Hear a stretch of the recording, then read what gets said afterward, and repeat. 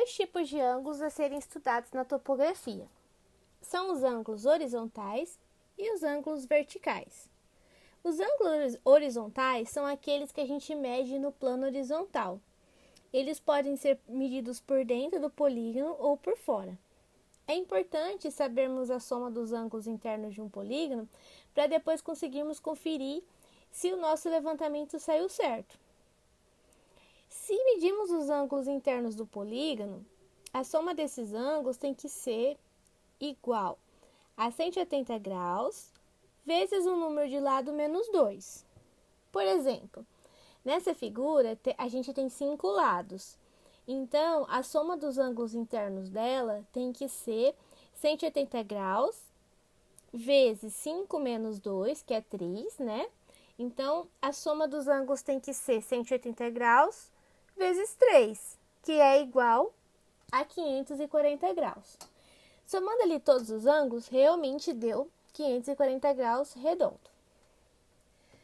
Mas, e se nesse meu levantamento eu tivesse medido os ângulos externos do polígono? Então, eu usaria a seguinte equação. A soma dos ângulos externos é igual a 180 graus vezes o número de lado mais 2. Nesse caso, ficaria 180 graus vezes 5 mais 2, que é igual a 7, né? Então, ficaria 180 graus vezes 7, que é igual a 1.260. Que aqui na nossa soma dos ângulos realmente deu 1.260.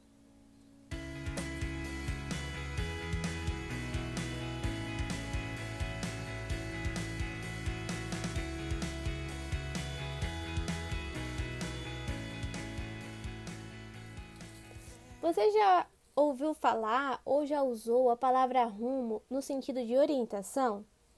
E azimuth? Você já ouviu falar? Na topografia, essas palavras servem para orientar um deslocamento de um lugar para o outro. Nesse exemplo, a linha possui um azimuth de A até B de 56 graus, 20 minutos e 6 segundos. Já o azimuth dela de B até A é de 236 graus, 20 minutos e 6 segundos. Como a gente está falando de azimuth, o ângulo sempre parte do norte, no sentido horário. Mas afinal, qual que é a diferença entre azimuth e rumo? Enquanto o azimuth sempre parte do norte, o rumo ele pode partir ou do norte ou do sul, de qual estiver mais próximo. Usando o mesmo exemplo, aqui o rumo de A até B vai ser partindo do norte, ou seja, vai acabar sendo o mesmo valor do azimuth, porque aqui no caso o norte é o que está mais próximo. Porém, o rumo de B até A ele vai ter um valor diferente do azimuth, porque nesse caso ele vai partir do sul. Porque nessa direção, nesse quadrante, o sul é o que está mais próximo. Vamos ver como fica então os rumos e os azimuths em cada quadrante? Nesse primeiro quadrante, o azimuth vai partir do norte, como sempre, e o rumo também. Por quê? Porque nesse quadrante, o norte está mais próximo. No segundo quadrante, o azimuth continua saindo do norte, porque ele sempre vai partir do norte. Mas o rumo, nesse caso, não. Porque nesse caso, o sul é que vai estar mais próximo. Então, o rumo vai partir lá do sul até encontrar ali a direção. E o azimuth vai partir lá do norte até chegar na direção. Deu para ver aqui que o rumo e o azimuth, nesse caso, formam um ângulo de 180 graus. Então, no segundo quadrante, rumo mais azimuth vai ser 180 graus. No terceiro quadrante, como sempre, o azimuth sai lá do norte no sentido horário e o rumo vai sair do sul, porque nesse caso também é o sul que está mais próximo.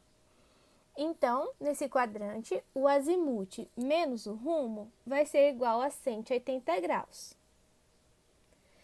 Finalmente, no último quadrante, o azimuth vai partir do norte no sentido horário, como sempre, vai dar a maior volta ali, mas o rumo vai partir do norte no sentido anti-horário, porque o rumo é sempre o caminho, mais curto. Nesse caso, o azimuth mais o rumo vai ser igual a 360 graus. É importante lembrar que quando a gente vai falar de rumo, a gente tem sempre que indicar em qual quadrante ele está. Nordeste no primeiro quadrante, Sudeste no segundo, Sudoeste se estiver no terceiro e Noroeste se estiver no quarto quadrante.